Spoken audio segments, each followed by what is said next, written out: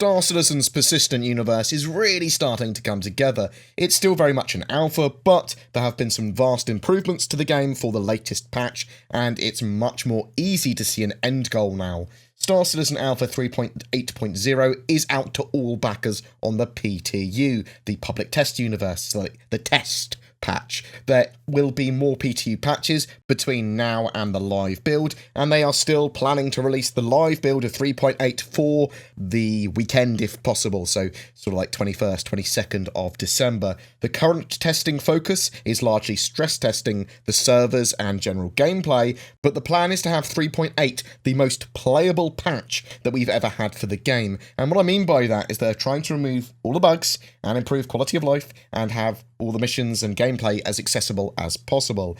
Various keymasters of CIG talked about Alpha 3.8, the patch that they're building at the moment and just about to release, 3.9, the next patch they're working on, and some key milestones that have finally been reached. Planet Tech version 4 is a major milestone that they have now hit, but they will continue to iterate and improve it. It ties together procedural generation, seamless transitions, high-quality environments, weather, effects, sound sets, shadows, lighting, environmental data, lighting, all at a massive scale. All planets and moons in-game have been refactored for Planet Tech version 4, and all the future ones are built with it in mind already.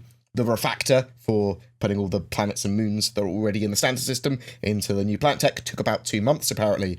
Biomes and environmental data can be saved, and in-game you will start to see this affect your character from Alpha 3.9 onwards. With updates to the player status system, you're going to see planetary data driving temperature that will affect your character, and you'll be able to wear armor, some with focused protections against those status effects.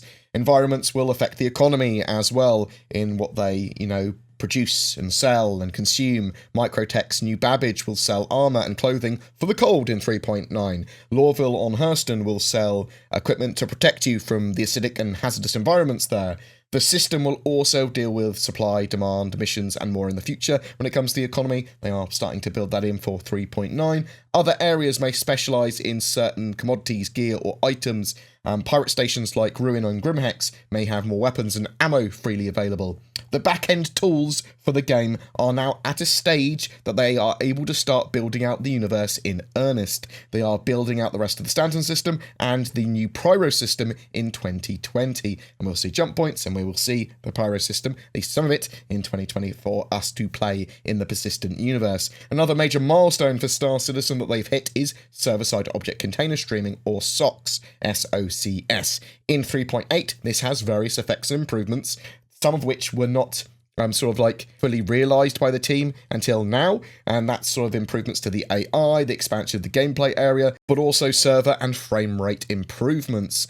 SOCS has helped fix various problems with AI, entities, and more that had previously caused knock-on effects of instability on the servers, crashes for the client, and low frame rates. And it appears that this had been a huge bottleneck for the game, but now that it is solved, now that they have the first sort of iteration of SOCS, they're able to do a lot more, and a lot more of the game is opening up to them. They're able to add more content, more missions, more events, and they will be experimenting with higher player caps at some point. They expect issues from the increased server loads, but that's all part of optimization and building out the game. Server meshing is the next major networking goal. This would potentially remove server player caps entirely when it's eventually fully done.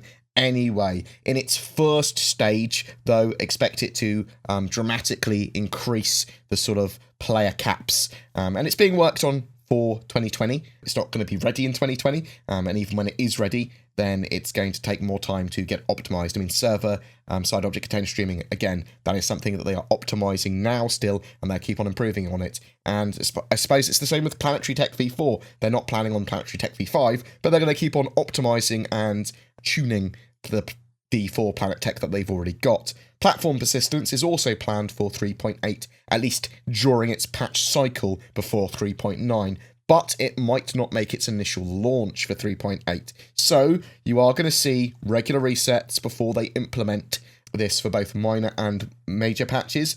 However, once they do implement platform persistence, they are able to save player data between patches and have your Alpha UBC and Alpha UBC purchases, so ships that you buy in-game, carry over, giving you progress. To what extent exactly that's going to be, we'll have to wait and see. After that, they're building the iCache for true persistence or full persistence, which is gonna have you be able to save sort of like global data and previously volatile data as well. This is a prerequisite for server meshing as well. So this true persistence allows you to, you know, hide an item or a weapons cache on a planet or under a rock, and then someone else to come and find that the next day. And persistent physical hangars and hubs as well as bases need this tech too. It's expected that this tech's also needed for sort of planets that are able to actually revolve around the sun and the sort of splines that will then be able to travel to them.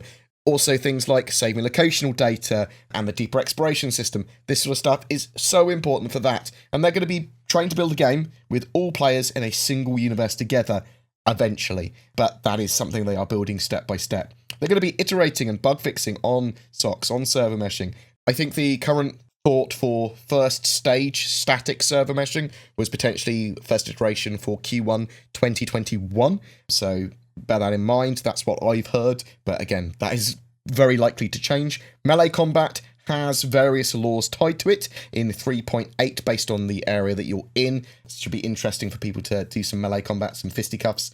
Feel free to box people around Grimhex at your sort of leisure, as it's not a crime to punch people there. The new prison gameplay and prison location is coming in 3.9. It is the Klesher prison on the moon of Aberdeen, and melee combat may aid you well in prison, but there's a huge amount of gameplay tied and associated with that.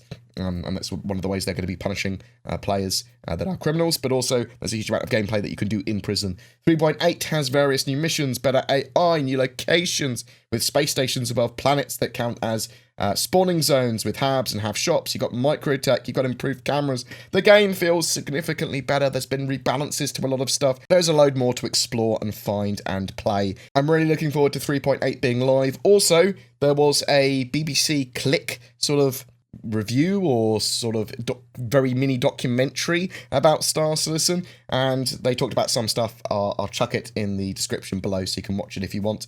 But they did say that Squadron 42 Episode 1 would be released in 2020. I'd take that with a grain of salt, but very excited for 3.8. Looking forward to Squadron 42. I'm curious to know what your experiences are of playing 3.8. Are you waiting for a live build of 3.8 before you try it out? Have you been playing in 3.8 now that it's in open PTU? What are you thinking? They haven't actually got everything in that PTU yet. They, I think they just released an end patch as I was recording this. But yeah, whatever your thoughts, I'd love to hear from you in the comments below. Every month we have a Star Citizen ship giveaway for December, and to celebrate 2019, we are giving away a Carrack, the mighty explorer ship. It does also come with that Pisces and the Urza Rover 2. To be in for a chance of winning that, all you need to do is comment on any of my videos made during this month of December. Only one of your comments counts per video. Full details down below. A quick bit of shilling as well. Shadow provide remote access to high-spec gaming PCs as a subscription service, so you don't need to maintain your own gaming PC.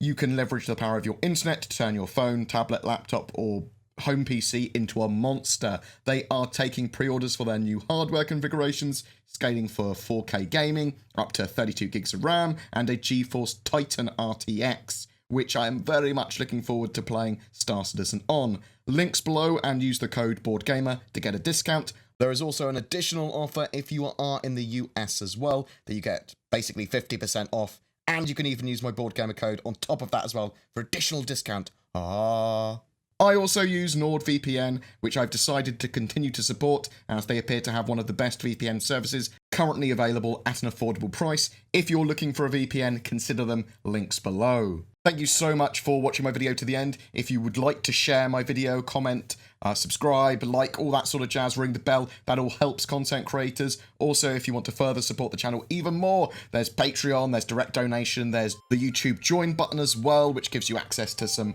more sort of like exclusive content from me. Thank you very much for watching. You take care, and I'll see you in the verse.